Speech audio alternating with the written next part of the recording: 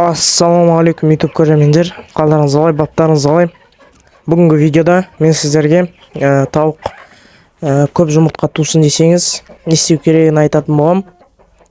Ол жалпы өте оңай. Бірінші тауықтың өзі жалпы денсаулығы жақсы ма, соның бәрін тексеріп алу керек. Тауықты алмай тұрып, сосын кейін қаражаттарыңыз жетпей жатса, көбісі птица фабрикадан алатындар бар. Сол птица фабрикадан алғанда өздеріңіз таңдап алыңыздар. Себебі олар уже птица фабрикадан списанный тауықтар болып келеді. Олар жұмыртқа тууға бейімделмеген осындай условияда. Жалпы ең жақсы жұмыртқаға бұл өзіміздің домашний тауықтар. Олар ең жақсы болып келеді жұмыртқаға. Жұмыртқаны да жақсы туады. Уақытылы қарап, жем суын уақытылы берсеңіздер. Енді жем суына келетін болсақ, осы мен YouTube көрермендерім көп жазыпты маған, дрожжи не үшін бересің деп. Вот дрожжи не үшін бересің дегенде, бізде дрожжи әркімнің үйінде бар деп ойлаймын. Кормовой дрожжи емес, кәдімгі тесто илейтін, нан илейтін дрожжи. Өзіміздің аналарымызда, апаларымызда бар деп ойлаймын осы дрожжи. Осы дрожжыны алып, 1 литр суға 1 қасық дрожжыны араластырып, тауықтарыңызға беретін боласыздар. Бұны енді не үшін береді десеңіздер, бұл дрожжы бізде жұмыртқа тууға көмектеседі. Ол қалай көмектеседі десеңіздер, бәріміз білеміз, тауықтың ішінде тауық жұмыртқа тумасынан бұрын андай кішкентай домалақ яичкалар пайда болады.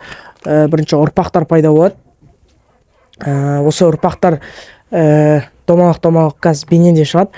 Осы ұрпақтар пайда болады. Осы ұрпақтар пайда болу үшін біз дрожжи береміз. Дрожжи бергенде осы домалақ ұрпақтарымыз біздің үлкейе бастайды. Үлкейе бастағанда бұл жұмыртқа болып сформироваться бастайды. Сформироваться етіп бастайды. Жұмыртқа болып сформироваться еткенде уже тауығымыз жұмыртқа туа бастайды. Сол сформировкаға бізде дрожжи өте тез жақсы көмектеседі. Жас тауықтың ішіндегі жұмыртқаларды үлкейтуге, немесе тумай жүрген тауықтың ішіндегі жұмыртқаларды үлкейтуге осы дрожжи өте көп көмегін тигізеді. Сосын кейін жеміне келетін болсақ, тауықтарымыз біздің достар семіріп кетпеу керек, семіз болмау керек тауықтарымыз. Тауық семіз болса, ол әрине тумай қояды. Қасында яичниктің қасында май жиналып, жұмыртқа шыға алмай, тауықтың денесі майланып кетеді. Ол последствиясында жұмыртқа тумай қояды. Сосын достар маған жазып жатыр WhatsApp-ма, не тауықтар жұмыртқа тумайды қазір деп. Қазір күз мезгілінде тауықтың көбісі жұмыртқа тумайды. Тем более бұл сізде балапан болса, бұл балапандарыңыз жұмыртқа тумайды. Не себептен десеңіздер, себебі бұлар қысқа дайындалады. Өзінің ескі жүндерін лақтырып сап, жаңа жүнмен қысқа дайындалады.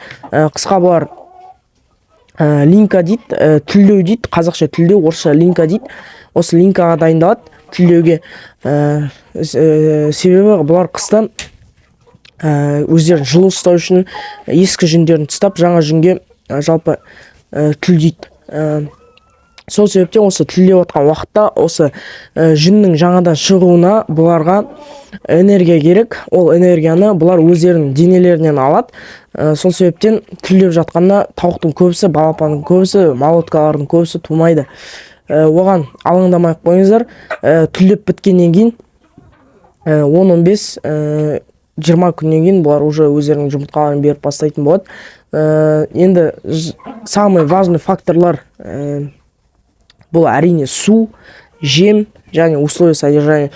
Мені көріп тұрған боларсыздар, қазір бәрін бірге қосып қойдым. Себебі бұлар маған жұмыртқа туған керек. Сол себептен бәрін бірге қосып қойған болатын. Көріп тұрған шығарсыздар. Тауық қорада менде свет бар, бәрі бар.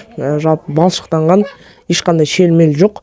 Тауық қора жалпы суық күндері жып-жылы болып тұрады. Сол себептен бәрін осында қосып қойған болатынмын. Достар, алаңдамай қойыңыздар, пародалар шатсат, матсат деген қазір жазуы мүмкін комментарияда. Иә білем, мүмкін шатысатын шығар, бірақ та бұлар шатыспайды. Осы неғып шатыспайтын айта кетсем, қазір комментарийға жазады, ой неғып сен бәрін бірге қостың, бұлар шатысады ғой деп. Бұлар шатыспайды, себебі бір әтештің ұрығы бізде 2 айға дейін ұстайды. 2 айға дейін тауық өзінің денесіне ұстайды. Мысалы, менде кучиндарым оның алдында білетін боласыздар. Мына бір қорада жүрген болатын. Осы қорада өзінің әтештерімен жүрген болатын. Сол кезде өзінің әтештері уже таптай бастаған. Енді жаңа айтып кеткендей, бір әтештің тұқымы тауықта 2 ай ұсталады деп. Уже әтештерінің бәрі бізде тілдеп салған. Тауықтардың бәрі уже іштерінде тұқымдары бар, уже жұмыртқаға дайын тауықтар. Сол себептен алаңдамай қойыңыздар, бәрі шатысады деген оймен, ешқайда шатыспайтын болады. Сол енді осы самый важный факторлар жұмыртқа тууға бәрі түсінікті болды деп ойлаймын. Сау саламатта жүзгенше, жұмыртқаларыңыз көп болсын, бәрі жақсы болсын, аманшылықта жүзгенше.